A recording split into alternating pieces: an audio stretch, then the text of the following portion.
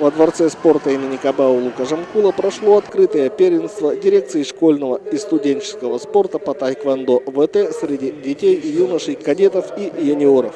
Состязания прошли под эгидой дирекции по развитию школьного и студенческого спорта при Государственном агентстве по делам молодежи, физической культуры и спорта, а организатором турнира выступила Академия тайквондо ВТ Кыргызской Республики. В соревнованиях приняли участие 160 спортсменов, которые представляли воспитанники тренеров Академии тайквондо и команда с южного региона Кыргызстана под руководством Имамеддина Сарыбаева. Всего разыгрывалось 18 комплектов медалей.